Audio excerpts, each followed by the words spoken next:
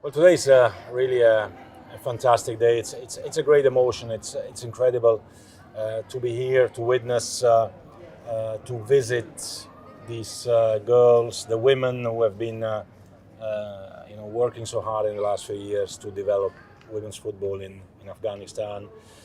Finally, we have been able, thanks to the help of many, in particular the government of Qatar and many others, to get these girls, their families out.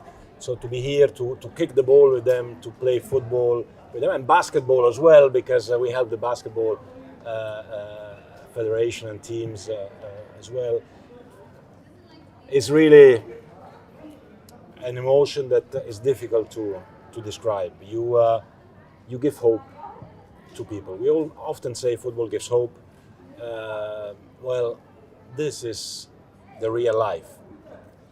And to be able to give a real hope to these girls, to their families, to be able to build a new life is something that you cannot explain in words, that you have to live and that you have to continue to live as well in the future. So a great emotion to be here. I'm very, very happy that so far we have been able to help many football players, many girls to get out of Afghanistan, and there is more to come.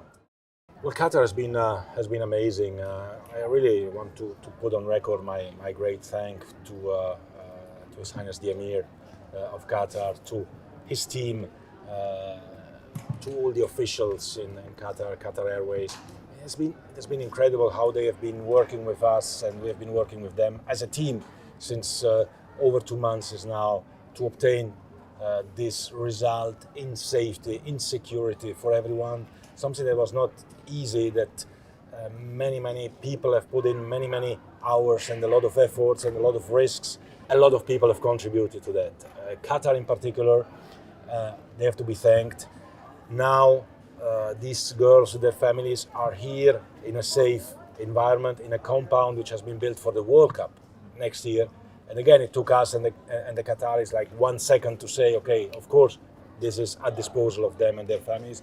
And now they have to go on. They have to go on. We have to find for them new countries, new places where they can stay.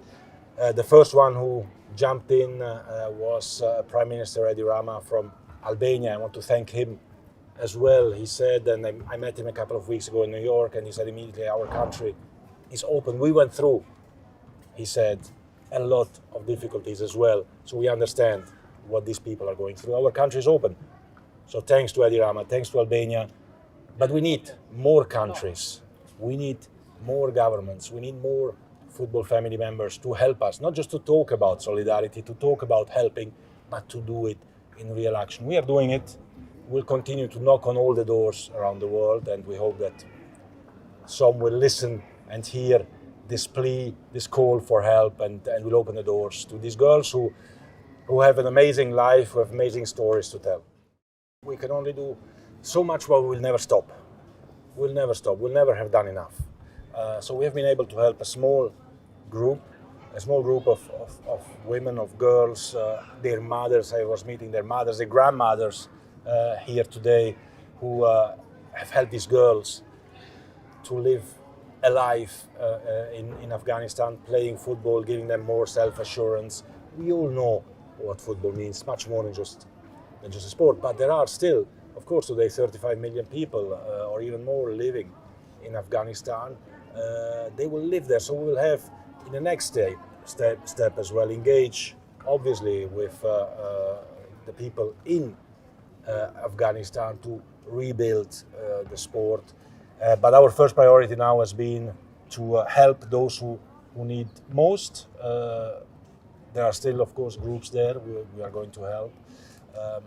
And we continue tirelessly to work, because this is not just our role, it's our responsibility. And as FIFA, we can move certain things, we can push certain boundaries, and we will continue to do that as long as there are people anywhere, in any corner in the world, who need us to be there.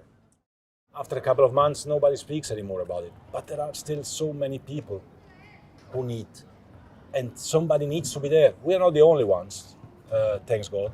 obviously not.